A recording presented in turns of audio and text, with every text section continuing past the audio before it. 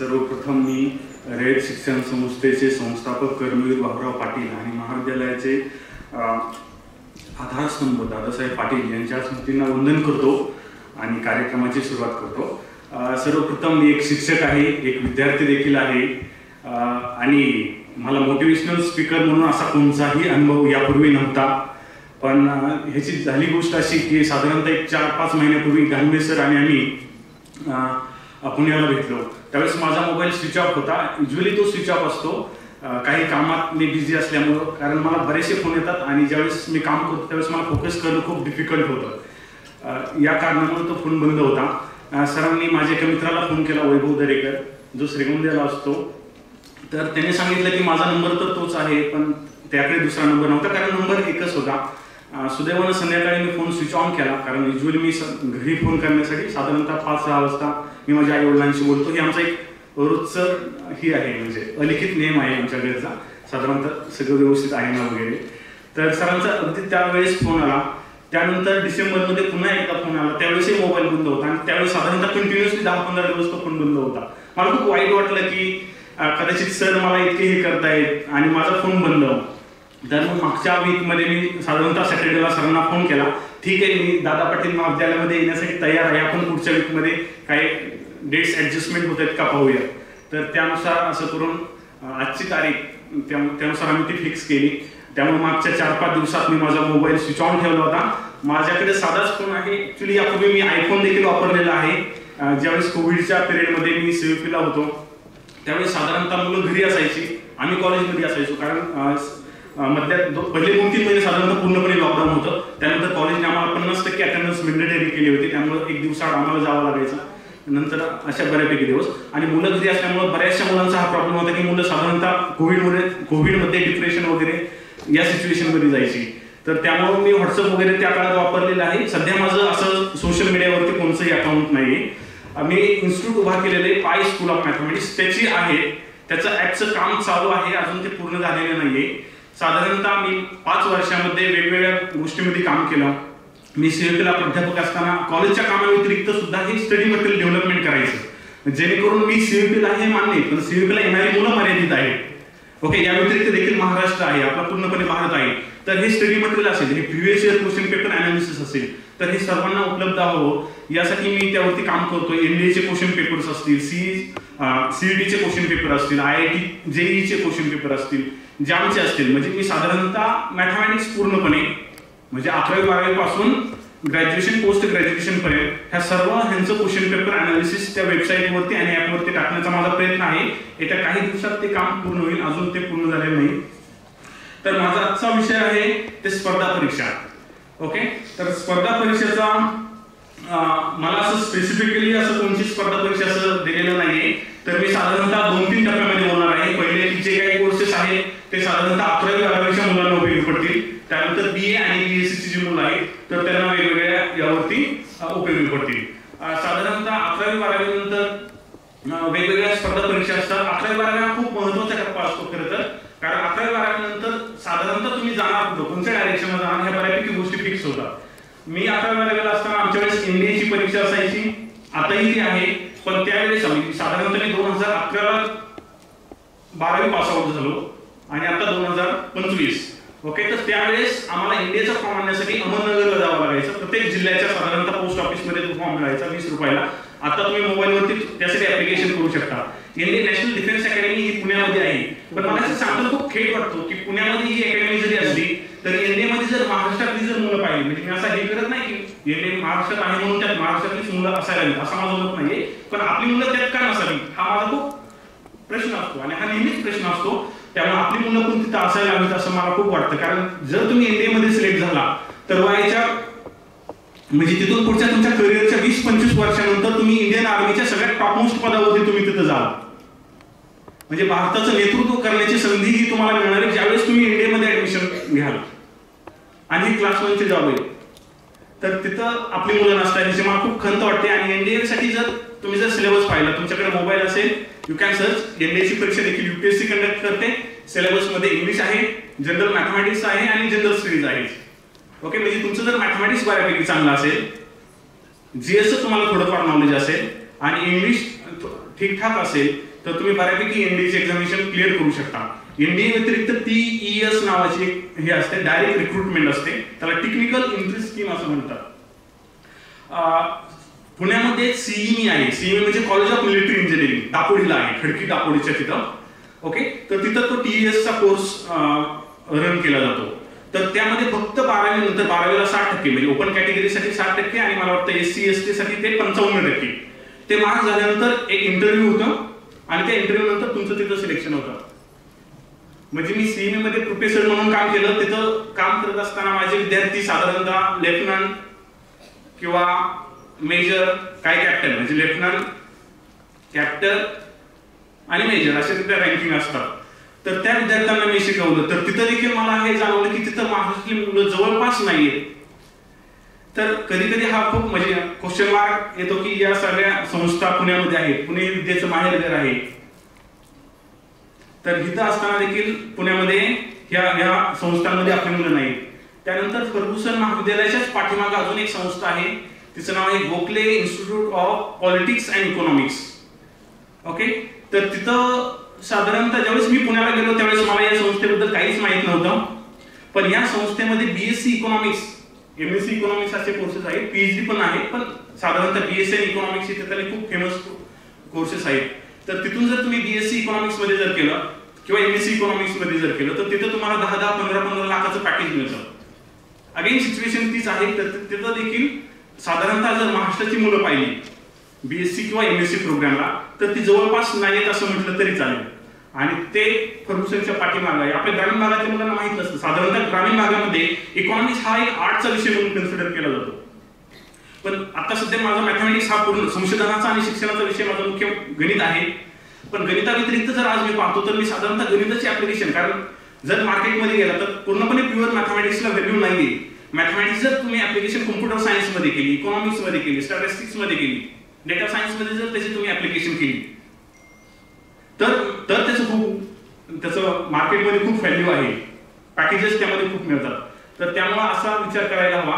म्हणजे इकॉनॉमिक्स म्हणजे मी तुम्हाला खरंच रिकमेंड करेल, कारण मला इकॉनॉमिक्स शिकण्याची खूप इच्छा होती पण मला शिकता आलं नाही. म्हणजे ॲज अ विद्यार्थी म्हणून माझ्याकडे इकॉनॉमिक्स अशी कोणती डिग्री नाही. मात्र मी आता इकॉनॉमिक्स शिकतोय सध्या, मला त्याचं थोडंफार नॉलेज आहे.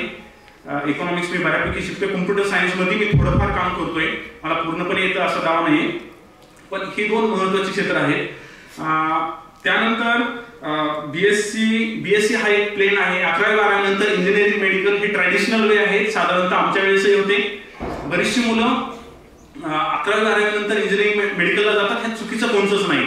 इंजिनिअरिंगला का जावं याचं सर्वात महत्वाचं कारण असं, जर तुम्ही इंजिनिअरिंगला ऍडमिशन घेतलं, जर IIT मध्ये ऍडमिशन घेतलं तर उत्तमच. जर IIT मध्ये नाही भेटलं तर COEP आहे. COEP मध्ये नाही भेटलं तर काही प्रायव्हेट कॉलेजेस आहेत. जर तुम्ही तिथून इंजिनिअरिंग पूर्ण केलं तर तुम्हाला डायरेक्ट PhD ला देखील ऍडमिशन मिळू शकतं. पण मात्र तुम्ही जर BSc ला आला तर BSc नंतर तुम्हाला मास्टर्स कंप्लीट करावं लागतं, म्हणजे MSc कंप्लीट करावे लागते आणि MSc नंतर तुम्हाला PhD ला ऍडमिशन मिळतं. आणि COEP मध्ये मी असल्यामुळे तिथले मी काही अनुभव सांगतो. COEP चा माझा अनुभव असा आहे, साधारणतः मी COEP ला मी सगळ्या प्रकारची मुलं पाहिली. मी साधारणतः एक क्लासच्या व्यतिरिक्त मुलांशी बोलत असतो. तुम्ही कुठून आला, घरची सिच्युएशन काय, म्हणजे बीटेक नंतर तुम्ही करणार काय. COEP ला बीटेक डिग्री मिळते. इतर कॉलेजला जर तुम्ही इंजिनिअरिंग केलं तर तिथं तुम्हाला BE डिग्री मिळते. IIT मध्ये पण बीटेक डिग्री मिळते. ओके, तर मला जाणवलं असं, तर त्या मुलांनी, मी साधारणतः जी मुलं एज्युकेटेड फॅमिली मधून होती तर त्यांचं असं प्लॅनिंग होतं की ते बीटेक नंतर कर्ज काढणार, प्रायव्हेट बँकला कर्ज देतात, COEP ला ऍडमिशन भेटलं, म्हणजे कारण त्यांना माहित असतं की मुलामध्ये तेवढे मिनिमम हे आहे की तो सहज ते परत करू शकेल. तर त्यानंतर ती मुलं विदेशामध्ये जातात. साधारणतः मोस्ट ऑफ द USA मध्ये जातात. तर तिथे ती 2 वर्षाचा MS कोर्स कंप्लीट करतात. MS कोर्स केल्यानंतर जॉब अमेरिकेमध्येच करतात, पैसे डॉलरमध्ये कमवतात आणि इतर रुपयामध्ये ते पैसे परत करतात, बँकांचे जे कर्ज असेल तर. आणि ग्रामीण भागातील मुलांचे जर मी पाहिलं, जे साधारणतः औरंगाबाद वरून काय आलेले असतील, काही लातूरवरून आलेले असतील, आपल्या कर्जतची काय असतील, तर ती मुलं साधारणतः बीटेक नंतर जॉब करतात, पुण्यामध्येच कुठेतरी थांबतात, इथंच एक फ्लॅट घेण्याचा किंवा एक गाडी घेण्याचा एवढं स्वप्न पाहतात आणि आयुष्य त्यामध्ये जवळपास संपून जातं. म्हणजे मला सांगायचा उद्देश हा आहे की स्वप्न फक्त तेवढीच एक लिमिटेड राहू नये तुमची.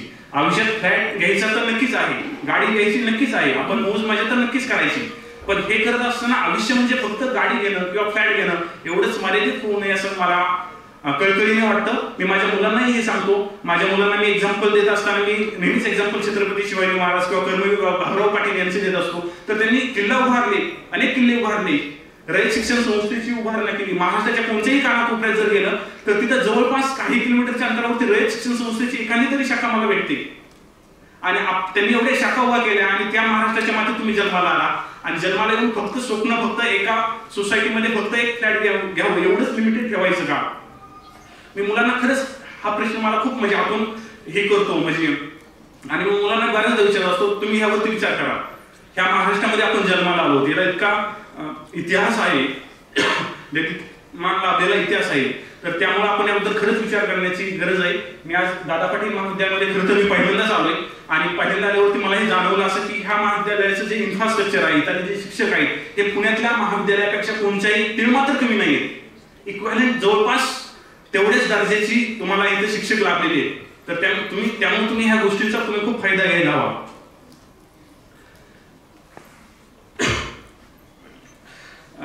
ओके, तर त्यानंतर आपण मग पुढच्या ह्याकडे जाऊयात.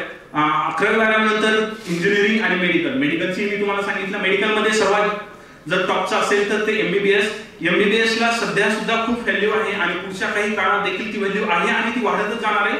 याचं कारण असं की भारतामध्ये आणि खरं पाहिजे तर जगामध्ये सर्वत्र प्रदूषण खूप मोठ्या प्रमाणामध्ये वाढतंय. हे तुम्ही जाणवत असाल.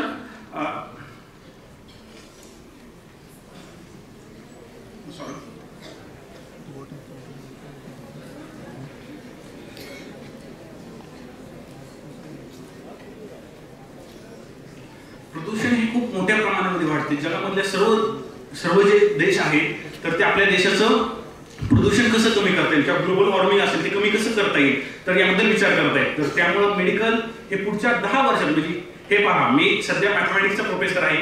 त्यामुळे साधारणतः मॅथमॅटिक्स मध्ये स्टेटमेंट आयदर ट्रू असतात किंवा फॉल्स असतात, म्हणजे आयदर चुकीचे असतात किंवा बरोबर असतात. आता सांगताना साधारणतः मी आता सांगेन की कॉम्प्युटरला खूप ग्रोथ आहे, पण याचा अर्थ पुढच्या 4 वर्षात ती असेलच असं सांगता येत नाही. तर त्यामुळं पण साधारणतः असा एक अंदाज आहे. तर त्यामुळे मेडिकल करायला देखील काही हरकत नसावी.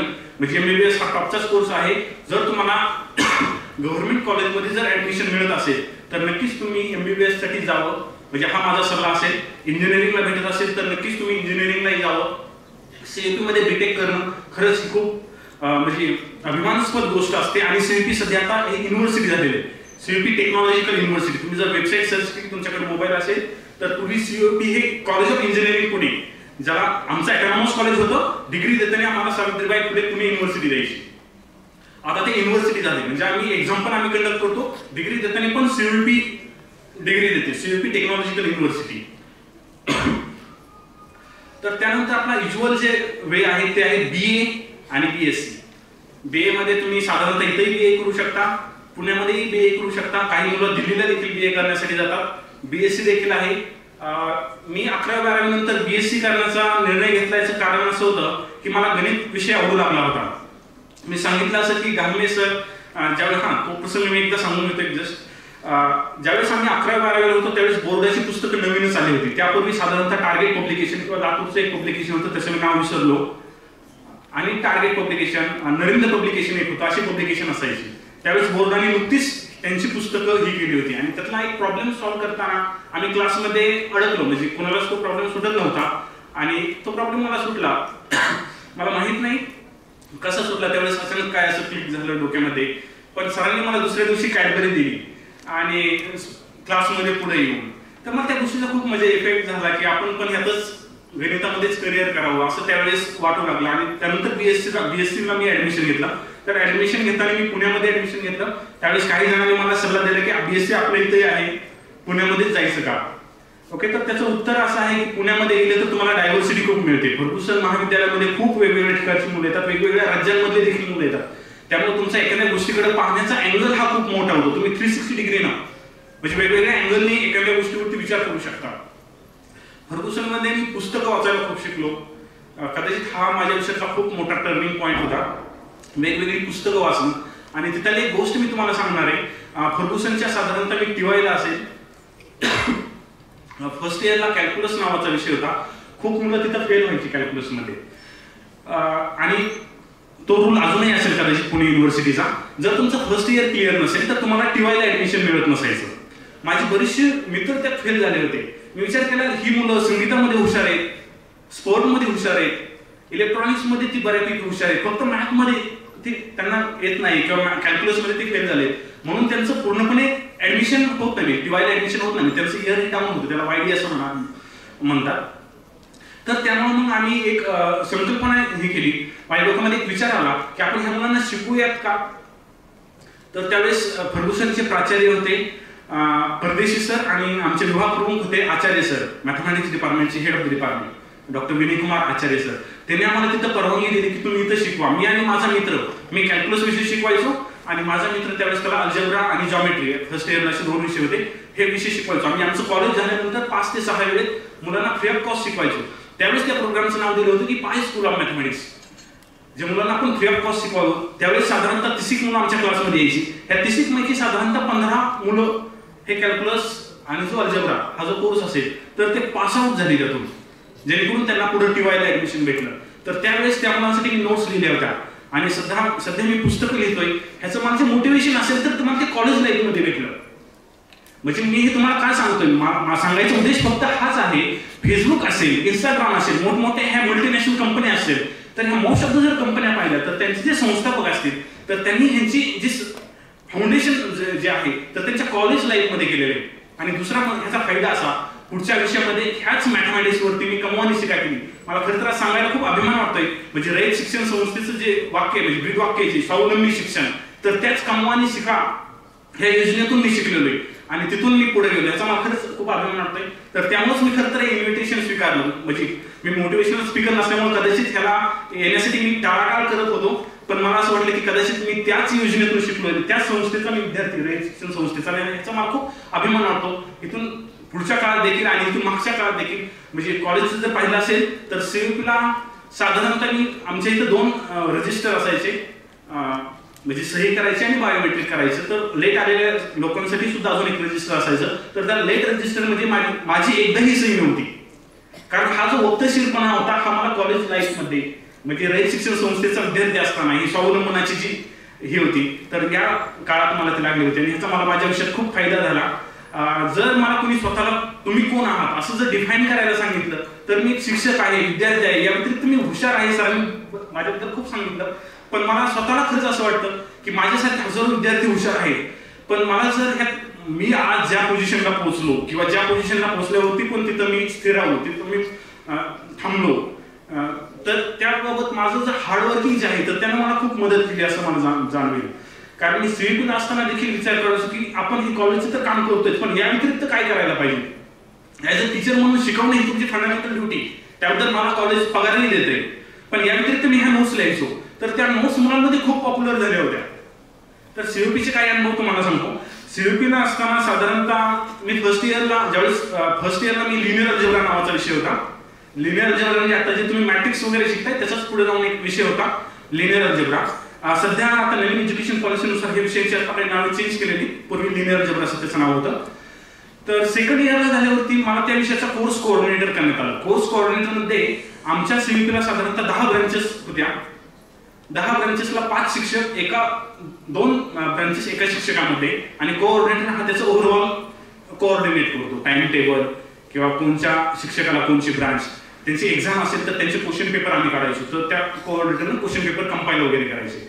तर मी कोऑर्डिनेटर असताना मला काही चेंजेस करायचे होते. जे आमचं पुस्तक होतं ते खूप जुनं पुस्तक होतं. तर त्यावेळेस मी हा विचार केला की हे पुस्तक आम्हाला बदलायचं होतं, कारण सध्या तुम्ही पाहताय की मशीन लर्निंग, एआय म्हणजे कम्प्युटर सायन्समध्ये इतके चेंज होत आहेत मोठ्या प्रमाणामध्ये. त्यामुळे आता जी पुस्तकं आहेत ही पुस्तकं हळूहळू जुनी होत चाललेली.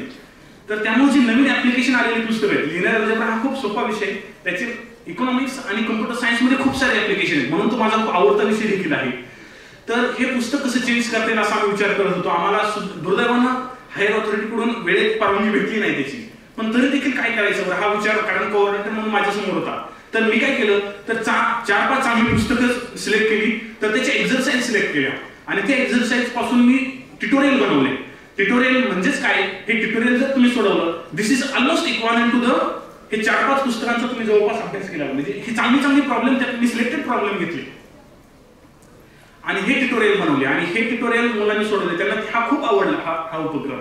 आणि ज्यावेळेस आमचं अकॅडमिक ऑडिट होतं, अकॅडमिक ऑडिट म्हणजेच काय, सीयूपी ऑटोनॉमस असल्यामुळे तिथं तुम्ही शिकवताय का, म्हणजे त्याचं एक डिपार्टमेंट लेवलला साधारणतः सीयूपी पेक्षा मोठ्या संस्था ज्या असतील, आमच्या वेळेस IIT बॉम्बेचे सर आले होते, डॉक्टर सुधीर घोरपडे सर आले होते. तर त्यावेळेस आमच्या क्वेश्चन पेपरचं पाहतात ते, म्हणजे तुम्ही कसे क्वेश्चन पेपर टाकले होते, जेणेकरून त्यावरून ते जज करतात की तुम्ही साधारणतः क्लासमध्ये काही शिकवलं असेल. तर त्यात मी प्रॉब्लेम दिला होता. तर तो प्रॉब्लेम साधारणतः आता त्याची तोंडी सांगणं थोडं अवघड आहे. 3x3 मॅट्रिक्स होता, ज्याचे नॉन डायगोनल, सायन्सच्या विद्यार्थ्यांना कदाचित हे कळेल. 3x3 मॅट्रिक्स होता, ज्याचे डायगोनल एंट्रीज 2022 होत्या आणि नॉन डायगोनल ऑल एंट्रीज 2019 होत्या. आणि त्याचे इगन व्हॅल्यू आणि इगन वेक्टर, त्याला काय अगेन व्हॅल्यू आणि अगेन वेक्टर असे म्हणतात प्रोनाउन्सिएशन. तर ते त्याचं काढायचं होतं. तर हा प्रॉब्लेम त्यांना खूप आवडला. तर 2020 त्या मॅट्रिक्स मध्ये काय होतं, कारण तो 2020-21 मध्ये तो क्वेश्चन पेपर त्याच्या क्वेश्चन पेपर मध्ये विचारला होता. म्हणजे प्रॉब्लेम विचारताना इतक्या इंटरेस्टिंग पद्धतीने विचारायचं. हे मी शिकताना कुठे शिकलो, तर मी पुणे विद्यापीठामध्ये शिकलो. आणि आज मला अभिमान वाटतो, त्यानंतर सीयूपीच्या काही प्राध्यापकांनी सुद्धा असे इंटरेस्टिंग प्रॉब्लेम क्रिएट करायला ती सुरुवात केली. पण मला सांगायचं असं आहे की ह्या ज्या गोष्टी शिकता, ह्या सगळ्या गोष्टी तुम्ही स्टुडंट लाईफ मध्ये शिकता. BSc माझी फर्ग्युसनला कंप्लीट झाल्यानंतर मी MSc ला पुणे विद्यापीठामध्ये गेलो. MSc च्या एक्झाम मध्ये एंट्रन्स एक्झाम होती पुणे विद्यापीठाला. कदाचित हे आता BA च्या मुलांना उपयोगी पडेल. BA ची मुलं विचार करत असतील पुण्यामध्ये जायचं, तर पुण्यामध्ये राहायचं कुठं आहे त्यांचा प्रश्न असेल, पण मी त्यानंतर सांगतोच तुम्हाला यानंतर MSc नंतर. तर MSc ला माझं पुणे विद्यापीठामध्ये ऍडमिशन झालं. त्याच वेळेस मी IIT जामची परीक्षा दिली होती. IIT जामच्या परीक्षेमध्ये कदाचित मला नवीन IIT किंवा NIT यापैकी कोणतरी एक भेटलं असतं, पण घरच्या एक थोडं मेडिकल प्रॉब्लेममुळे मला तिथं जाता आलं नाही. मी MSc ला पुणे युनिव्हर्सिटीमध्ये ऍडमिशन घेतलं. पुणे युनिव्हर्सिटीमध्ये ऍडमिशन घेतल्याचं सगळ्यात एक कारण पण असं होतं महत्वाचं की पुणे युनिव्हर्सिटीमध्ये बऱ्याचशा ग्रामीण भागातल्या लोकांचा असा समज असतो की पुण्यामध्ये शिकायचं म्हणजे खूप खर्च येतो. तर असं मुळीच नाही. फर्ग्युसन असताना माझी फी जवळपास 2,500 रुपये 3,000 रुपये एका वर्षाची असायची. मला वाटतं ग्रामीण भागातल्या जवळपास सगळ्या महाविद्यालयांमध्ये जवळपास तेवढीच फी असेल. सध्या मला कल्पना नाही किती फी आहे ते साधारणतः, पण साधारणतः ती 5-6 हजार रुपये असेल, यापेक्षा जास्त मुळीच नसेल असं मला वाटतं. MSc ला देखील पुणे युनिव्हर्सिटीमध्ये साधारणतः 2,500-3,000 रुपये फी असायची. 1,000-1,500 रुपये हॉस्टेलची फी असायची. म्हणजे इतक्या स्वस्तामध्ये जाऊन तुम्ही जर गव्हर्नमेंटला नंबर लागला, तर जर प्रायव्हेट कॉलेजला जर तुमचा नंबर लागला तर याची फीज खूप आहे, हे मी तुम्हाला सांगतो. ओके, तर त्यामुळे तुम्ही नेहमीच ऍडमिशन घेताना माझं गव्हर्नमेंट कॉलेजला होईल का, तर याचा तुम्ही विचार करा. गव्हर्नमेंट कॉलेजला होण्यासाठी स्पर्धा आहे, तुम्हाला अभ्यास करावाच लागेल. त्यात कोणताही म्हणजे मला असं पर्यायी मार्ग दिसत नाही. हार्डवर्किंगला कोणताही पर्यायी मार्ग नाही. मी आजपर्यंत माझ्या करिअरच्या ह्यामध्ये ऍज अ शिक्षक आणि ऍज अ विद्यार्थी म्हणून देखील मी खूप विद्यार्थी पाहिले. माझा एक मित्र होता, नाव कदाचित स्टेजवरती घेणं योग्य राहणार नाही, खूप हुशार होता. MSc ला असताना फक्त एक दिवस एक्झामच्या आधी अभ्यास करायचा. इंटरनल 20 मार्काचे असेल तर 20 पैकी 19-18 कधी 20 मार्क घेऊन यायचा. पण फॅक्ट होतं असं की MSc पास आउट झाल्यानंतर पुन्हा मग त्यांना B.Ed करावं लागतं, कारण हुशार नक्कीच ते आहेत. 20 पैकी 20 मार्क घेतात म्हणजे ते हुशार होते, पण हार्डवर्किंग खूप कमी होतं. फक्त एक्झामच्या आधीच हार्डवर्किंग होते, कंटिन्युअस ते हार्डवर्किंग नव्हते. कदाचित मी सीयूपीला सिलेक्ट झालो याचं पण कारण सीयूपीला माझा इंटरव्ह्यू खूप चांगला गेला होता. आणि हा इंटरव्ह्यू खूप चांगला गेला होता त्याचं एकमेव कारण कदाचित असेल तर MSc ला असताना मी खूप पुस्तकं वाचली होती. कदाचित म्हणजे मला असं दावा करता येणार नाही एक्झॅक्टली, पण MSc ला असताना माझ्यापेक्षा कदाचित सर्वात जास्त पुस्तकं वाचणारा विद्यार्थी मी असेल. लिनियर अल्जेब्राची मी किमान 8-10 पुस्तकं वाचली होती. डिफरन्शियल इक्वेशनची 8-10 पुस्तकं वाचली होती. मी फक्त म्हणजे शिक्षक वर्गात शिकवतात त्यांच्या नोट्सवरती कधीच डिपेंडिंग राहिलो होतो. म्हणजे काही शिक्षकांच्या नोट्स चांगलेही असतात, पण फक्त जर तुम्ही नोट्स पुरतं जर डिपेंडिंग राहिलात तर तुम्हाला फक्त त्या शिक्षकाचाच एक दृष्टिकोन समजेल, वेगवेगळे तुम्हाला दृष्टिकोन समजणार नाही. आणि हीच सवय मला सीयूपीला असताना म्हणजे ऍज अ शिक्षक म्हणून सुद्धा उपयोगी पडली. सीयूपीला असताना प्रिन्सिपल कॉम्पोनंट अनालिसिस नावाची कन्सेप्ट होती, जी साधारणतः डेटा सायन्स म्हणजे कम्प्युटर सायन्सची ऍप्लिकेशन आहे. मशीन लर्निंग डेटा सायन्स मध्ये ही साधारणतः वापरली जाते. तर त्याला प्रिन्सिपल कॉम्पोनंट अनालिसिस त्यावेळेस मला येत नव्हतं, कारण सिलेबसमध्ये कुठेच शिकवलं जात नव्हतं ऍप्लिकेशनचं. मला खूप खंत वाटायची, हा खूप मॅथमॅटिक्स ऍप्लिकेशन आहे, तुम्हाला ते येत नाही. तर त्यावेळेस मी पुन्हा एकदा हे कोणकोणची पुस्तकं अवेलेबल आहेत तर त्याची मी 8-10 पुस्तकं वाचली. युट्यूबवरची कोणाकोणाचे व्हिडिओ अवेलेबल आहेत ते मी व्हिडिओ पाहिले. माझे एक IIT ला ओळखीचे प्रोफेसर होते, त्यांना मी ईमेल दिला. काही विदेशात मित्र होते त्यांना मी पत्रव्यवहार केला, ईमेल केला. पत्रव्यवहार म्हणजे ईमेल केला. तर ईमेलवरती त्यांनी मला काही रेफरन्स दिले की हे वाच. IITच्या काही प्राध्यापकांनी मला सांगितलं की ही पुस्तक आहेत, तर हे पुस्तक तुम्ही रेफर करा. तर मी ती पुस्तकं वाचली आणि मला त्यानंतर काही दिवसानंतर त्याच प्रिन्सिपल कंपोनंट अनालिसिस वरती लेक्चर द्यायचं होतं, कुणीच तयार होत नव्हतं, सिनियर प्रोफेसर त्याबद्दल तयार होत नव्हते. मी म्हटलं ठीक आहे, जर ऑर्गनायझर्सची जर परवानगी दिली तर कदाचित मी त्याबद्दल लेक्चर देईन. म्हणजे सांगायचा उद्देश हा आहे की तुम्ही स्टुडंट लाईफ मध्ये ज्या गोष्टी शिकता, मी फॉर एक्झाम्पल सांगितलं कमवू शिका, वक्तशीरपणा, ह्या गोष्टी तुमच्या आयुष्यात तुम्हाला मोठं जाण्यासाठी खरंच खूप मदत करतात. म्हणजे ह्याचं कदाचित मी उदाहरण छोटंसं एक्झाम्पल आहे. मी खरं तर कर्मवीर भाऊराव पाटील किंवा छत्रपती शिवाजी महाराज, डॉक्टर आंबेडकर असतील, एपीजे अब्दुल कलाम असतील, यांना खरं तर आदर्श मानतो. पण मी त्याचा एक छोटासा हे आहे, एक कण आहे, कदाचित छोटंसं मी त्यांची काही जे ही आहे मूल्य आहे तर ती जोपासण्याचा प्रयत्न केलेला आहे. तर आता पुण्यामध्ये मी राहायचं कसं याबद्दल थोडंसं सांगतो. कारण बऱ्याचशा ग्रामीण भागातल्या मुलांना पुण्यामध्ये शिक्षणाला न येण्याचं एक कारण असतं की तिथला खर्च मला झेपेल का, तिथं राहायला मला जमेल का. तर पुण्यामध्ये विद्यार्थी सहाय्यक समिती नावाची एक संस्था आहे. विद्यार्थी सहाय्यक समितीची 2 हॉस्टेल आहेत, मुलांसाठी आणि मुलींसाठी. तर विद्यार्थी सहाय्यक समिती फर्ग्युसन तुम्ही सर्च करू शकता गुगलवरती जर तुमच्याकडे मोबाईल असेल तर, जेणेकरून ज्या मुलांना 12वी नंतर तिथे ऍडमिशन घ्यायचंय किंवा BA नंतर तिथे MA ला ऍडमिशन घ्यायचंय किंवा BSc नंतर MSc ला पुणे युनिव्हर्सिटीमध्ये किंवा अदर इंजिनिअरिंग कॉलेजेसमध्ये ऍडमिशन घ्यायचं, त्यांच्यासाठी हे उपयोगी आहे. तुम्ही सर्च करताना स्टुडंट वेलफेअर असोसिएशन किंवा मराठीमध्ये विद्यार्थी सहाय्यक समिती असं सर्च करू शकता. डॉक्टर अच्युतराव आपटे यांनी ही संस्था उभा केलेली होती, जी ग्रामीण भागातल्या विद्यार्थ्यांना कमी खर्चामध्ये राहण्याची आणि जेवणाची दोन्ही सोय तिथे केली जाते. पुण्यामधल्या कोणत्याही कॉलेजेसला तुम्ही ऍडमिशन घेतला तरी तिथं प्रवेश दिला जातो. आता प्रवेश देताना सगळ्याच विद्यार्थ्यांना ऑब्व्हियसली प्रवेश देता येत नाही, त्यामुळे ते साधारणतः ते शॉर्टलिस्ट करण्यासाठी विद्यार्थ्यांची मुलाखत घेतात एक छोटीशी. खरंच तुमचे म्हणजे फॅमिलीची सिच्युएशन अशी आहे का, गरीब आहे का, तुम्हाला शिकण्याची इच्छा आहे का, पुढे काही करण्याची इच्छा आहे का, तर त्यानुसार ते करतात. तर त्या ठिकाणी मी राहिलाही होतो 3 वर्ष. त्या संस्थेमध्ये देखील कमव आणि शिका नावाचा उपक्रम होता, त्यामध्ये देखील मी भाग घेतला होता. त्याच संस्थेचा मला आदर्श विद्यार्थी पुरस्कार देखील भेटलेला होता 2014 साली. हे मला सांगायला आवडेल. प्लीज तुम्ही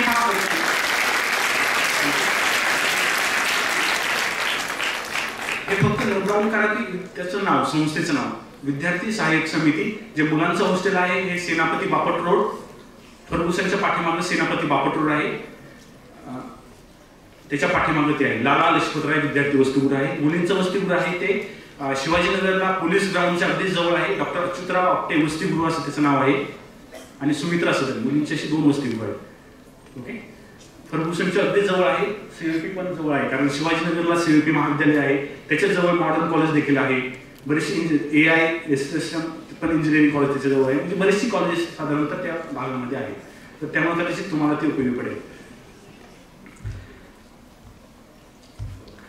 साधारणतः जी मुलांना स्पर्धा परीक्षा करायची असेल तर त्यांना माझा एक कळकळीचा सल्ला असेल तर कदाचित तुम्हाला तुमचा कम्फर्ट झोन सोडावा लागेल. म्हणजे इथं तुम्ही तुमच्या आईवडिलांपाशी असाल तर तुम्हाला पुण्या मुंबईला जावं लागेल. अगदीच मुंबईला नाही, पण पुणे हे नक्कीच विद्येचं माहेरघर आहे. पुण्याला बऱ्याचशा ऑपॉर्च्युनिटी मिळतात. म्हणजे जर तुम्ही MSc करत असाल किंवा BSc करत असाल किंवा BA करत असाल तर तिथं तुमचे वेगवेगळे मित्र वेगवेगळ्या परीक्षा देत असतात आणि ह्या परीक्षा देत असताना तुम्हाला वेगवेगळ्या परीक्षा समजतात. म्हणजे फॉर एक्झाम्पल माझा एक विद्यार्थी होता जो UPSCची तयारी करत होता. दुर्दैवानं तो UPSC नाही झाला, पण नाबार्डची परीक्षा पास झाला. नाबार्डच्या परीक्षेमध्ये त्याला असिस्टंट मॅनेजर पोस्ट भेटला. ओके, हे पण जवळपास क्लास 1ची पोस्ट आहे. तर ह्या परीक्षा असतात हे ग्रामीण भागाकडे माहितीच नसतं. आपल्याकडे फक्त एक MPSC आहे आणि दुसरं UPSC आहे. MPSC आणि UPSC हा तर यशाचा राजमार्ग नक्कीच आहे, यात तीळ मात्र शंका नाही. कारण भारत सरकारच्या ज्या क्लास 1 आणि क्लास 2च्या असतात त्या मोस्ट ऑफ द पोस्ट ह्या MPSC आणि UPSC थ्रू भरले जातात. या व्यतिरिक्त भारत सरकारच्या ज्या क्लास C आणि D च्या पोस्ट असतात तर त्या SSC म्हणजे स्टाफ सिलेक्शन कमिशन याद्वारे भरल्या जातात. पण ह्या MPSC आणि UPSC हे जरी असलं तर ह्याचे काही लिमिटेशन्स आहेत. लिमिटेशन्स हे आहे, जर UPSCचा जर तुम्ही विचार करा, साधारणतः मी आता UPSC देतोय कारण स्पर्धा परीक्षा द्यायचं हे माझं आधीचं स्वप्न होतं, पण मध्यंतरीच्या घरच्या परिस्थितीमुळे ते राहून गेलं. मला जॉब करावा लागला आणि आता माझ्या लग्नानंतर असं जाणवलं की सगळं आता ठीकठाक ही झाले, व्यवस्थित सेट झाले, तर आता आपण वेगळा विचार करायला काय हरकत नसावी. म्हणून मग मी हा पूर्ण वेळ UPSC देण्याचा विचार केला. UPSC देताना आम्हाला एक ऑप्शनल विषय घ्यावा लागतो. कदाचित जे UPSC देणार असेल ज्यांचे किंवा भाऊ बहीण देत असतील तर त्यांना माहीत असेल. काही विषय हे सक्तीचे विषय असतात, काही विषय हे फक्त पास व्हावे लागतात, काही विषय तुम्हाला निवडायचे असतात. ओके, म्हणजे फॉर एक्झाम्पल मॅथमॅटिक्स हा माझा विषय आहे. काही मुलं पॉलिटिकल सायन्स हे पण ऑप्शन निवडू शकतात, काही मुलं जिओग्राफी निवडतात. UPSC ने काही विषय दिलेले आहेत, त्यापैकी हे व्हेकल ऑप्शनल सब्जेक्ट ह्यापैकी तुम्हाला काही विषय निवडायचे असतात. मराठी आणि इंग्लिश हे लँग्वेजेस असतात, त्या पास व्हावे लागतात. महाराष्ट्रातली मुलं त्यामुळे ते मराठी घेतात. आपल्या राज्यघटनेमध्ये 22 वेगवेगळ्या लँग्वेजेस दिलेल्या आहेत, शेड्यूल लँग्वेजेस आहेत. तर त्यापैकी एक लँग्वेजेस तुम्हाला पास व्हावी लागतात. पास व्हावी लागते म्हणजे त्यामध्ये 25% मार्क तुम्हाला घ्यावे लागतात. परीक्षा ही 250 मार्काची होती लँग्वेजेसची.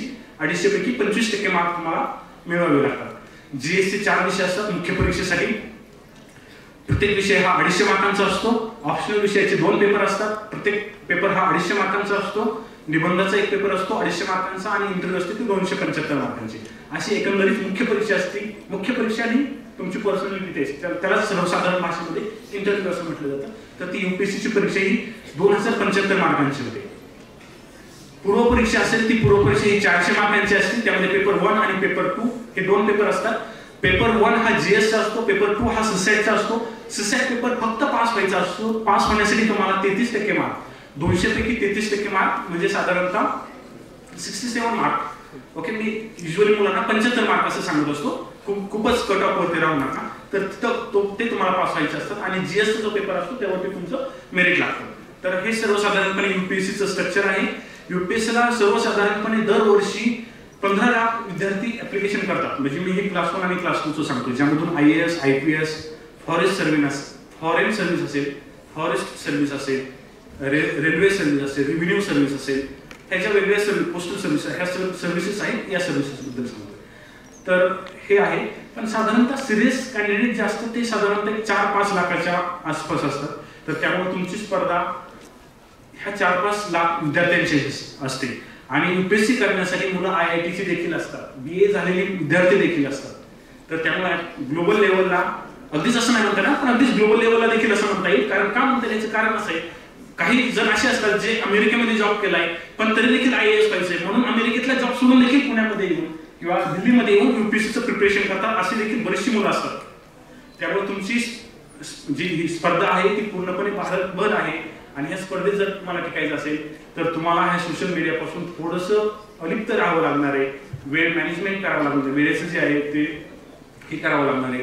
जर तुम्ही फक्त टिकटॉकवरती किंवा फेसबुकवरती, इंस्टाग्रामवरती जर तुम्ही टाइमपास करत राहिला तर स्पर्धा परीक्षा कदाचित थोडंसं अवघड आहे अशी खूप तज्ञ माणसं सांगतात. मी जास्त एक्सपर्ट नाही, पण जे काय मला अनुभव आलेला आहे, मी ज्या विद्यार्थ्यांना मार्गदर्शन केले ती विद्यार्थी कदाचित यूपीएससी पास आउट नाही झाली, पण जे नाबार्ड किंवा SSC असेल म्हणजे खालच्या परीक्षा असतील ती पास आउट झालेली. तर त्यांच्या अनुभवावरून आणि माझ्या स्वतःच्या अनुभवावरून मी तुम्हाला नक्की सांगतो. दुसरा गोष्ट आहे की आता एमपीएससी. ओके, राज्यामध्ये एमपीएससी आहे. एमपीएससी बाबत खूप लोकांचा गैरसमज पण देखील आहे. कारण एमपीएससीचे निकाल खूप लागत नाहीत, एमपीएससीचे आंदोलन खूप होतात. तर एमपीएससीची रियालिटी अशी आहे की जर तुम्ही एमपीएससीच्या वेबसाईटला भेट दिली तर तिथं तुम्हाला कॅलेंडर मिळेल. कॅलेंडर म्हणजेच काय, एमपीएससी सांगते की आम्ही परीक्षा कधी कधी घेणार, वर्षभरात कोणत्या परीक्षा कधी कधी घेणार. तर हे जर तुम्ही आता लेटेस्ट कॅलेंडर जर डाउनलोड केलं वेबसाईटवरून mpsc.gov.in ऑफिशियल जी वेबसाईट जी आहे एमपीएससीची, तर त्यात 2025च्या टाइम टेबलमध्ये तुम्हाला असं दिसेल की पूर्व परीक्षा 2025 मध्ये होणार आहे, मुख्य परीक्षा 2026 मध्ये होणार आहे. म्हणजे ह्या एक्झामचं जे सर्कल आहे हे पूर्ण होण्यासाठी 2 वर्षाचा कालावधी लागतो. त्याच्या आधी किमान तुम्हाला 1 वर्षभर प्रिपरेशन करण्यासाठी लागतात. म्हणजे साधारणतः तुम्हाला 3 वर्ष ह्या एक्झाम म्हणजे तुम्ही पहिल्याच प्रयत्नामध्ये पास आउट झालं असं मी गृहीत धरलं तर साधारणतः 3 वर्षाचा कालावधी लागतो. तर त्यामुळे ह्याच परीक्षा देण्यासाठी तुम्हाला वेळ लागतो. ग्रामीण भागातल्या कदाचित पालकांचा आणि बऱ्याचशा मुलांचा, विशेषतः मुलींचा हे असतं की आमच्याकडे वेळ नाहीये, पण स्पर्धा परीक्षांना वेळ दिल्याशिवाय हे होत नाही. खूप कमी स्पर्धा परीक्षा किंवा खूप कमी मुलं अशी असतात जी फर्स्ट अटेम्प्ट मध्ये होतात आणि फर्स्ट अटेम्प्ट मध्ये होणं थोडंसं अवघड आहे कारण स्पर्धा खूप मोठ्या प्रमाणामध्ये आहे. अवघड कशामुळे आहे, स्पर्धा खूप मोठ्या प्रमाणामध्ये आहे, सिलेबस अनबाउंडेड आहे, क्वेश्चन कोणते विचारले जातील हे प्रेडिक्ट केलं जात नाही, जवळपास करणं खूप अवघड असतं. दिल्लीमध्ये खूप मोठमोठे क्लासेस असतात, त्यांची 8-10 लोकांची टीम बसलेली असते की अनालिसिस करण्यासाठी कोणकोणत्या घटना आलेल्या. फॉर एक्झाम्पल आता प्रवासी दिवस साजरा केला भारताने 9 जानेवारीला, तर त्यावेळेस राष्ट्रपतींनी ऍड्रेस देताना वेगवेगळ्या ऑपरेशनचा उल्लेख केला. ऑपरेशन मित्र असेल, ऑपरेशन कावेरी असेल. तर यूपीएससीला प्रश्न काय विचारला जातो, ऑपरेशन्स दिली जातात, हे ऑपरेशन्स कोणत्या देशामध्ये हे केली. म्हणजे साधारणतः आपले राष्ट्रपती काय बोलतायत, आपले पंतप्रधान काय बोलतायत, सुप्रीम कोर्टाची वेगवेगळी जजमेंट काय आहे, म्हणजे करंट अफेअर्स काय आहे. तर याबद्दल आणि ह्या गोष्टी तुम्ही ज्यावेळेस प्रिपेअर करता त्यावेळेस होऊन जातील. तर हे एक आहे यूपीसीचा सगळ्यात मोठा प्रॉब्लेम मी काय तुम्हाला सांगितलेला आहे, सिलेबस अनबाउंडेड आहे, टाइम लिमिटेड आहे, आपण प्रिडिक्ट करू शकत नाही. प्रीचा तरी हा खूप मोठा प्रॉब्लेम आहे आणि त्यामुळे प्रीमध्ये पासआउट होणं कदाचित हे यूपीएससी मध्ये सगळ्यात जास्त डिफिकल्ट आहे. एकदा प्रीमध्ये तुम्ही पासआउट झालं तर मेन्समध्ये आन्सर रायटिंग सर्वात महत्त्वाची, पण एकदा प्रीमध्ये पासआउट झाल्यानंतर तुमच्याकडे इतका आत्मविश्वास येतो की तुम्ही कदाचित आन्सर रायटिंग ते होऊन जातं आणि आन्सर रायटिंगला थोडंसं प्रिडिक्ट करणं शक्य असतं आन्सर रायटिंगमध्ये, कारण सब्जेक्टिव्ह क्वेश्चन खूप चेंज करता येत नाही. थीम एक तीच असते, सस्टेनेबल डेव्हलपमेंट बद्दल प्रश्न आला काहीतरी फिरवून येईल एवढंच आहे.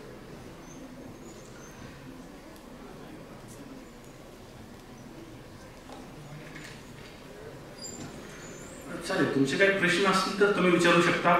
खरं तर ह्या लेक्चरसाठी मी असं प्रिपेअर करून आलो नव्हतो, कारण क्लासमध्ये जाताना माझा विषय मॅथमॅटिक्स असल्यामुळे पुढच्या स्टेपवरून मागच्या स्टेपवरून पुढची स्टेप द्यायची असं माझंही असायचं. मला सांगायचं ते जवळपास मी सांगितलेलं आहे. अभ्यास खूप करा. ॲट द कन्क्लूड करताना मी कदाचित तुम्हाला एवढं सांगेन, म्हणजे मी खूप हुशार नक्कीच नाही. मी रयत शिक्षण संस्थेचा विद्यार्थी आहे, श्रीगोंद्यामध्ये शिकलेलो आहे, तुमच्यासारख्या ग्रामीण भागातून आलेलो आहे. माझे आईवडील देखील शेतकरी आहेत. तिथं जाऊन देखील तुम्ही पुण्यामध्ये येऊ शकता, ते करू शकता आणि तिथे येऊन सुद्धा तुम्ही अजून देखील पुढे जाऊ शकता. म्हणजे मी माझ्या विद्यार्थ्यांना सांगतो, तुम्ही स्वप्न फक्त माझे एवढं होणंच नाही तर त्यापेक्षा अजून मोठं व्हावं हे पाहू, तर मला कधीच जास्त अजून गर्व वाटेल तुम्हा सर्वांचा. आणि माझा हा आत्मविश्वास आहे की तुम्ही ते नक्कीच करू शकता, कारण मी शहरामध्ये मुलं पाहिली, ग्रामीण भागातल्या मुलांमध्ये मी काही गोष्टी खूप आवर्जून पाहिल्या, विशेष करून पाहिल्या, तर ती असेल की ती मुलं खूप हार्डवर्किंग खूप असतात.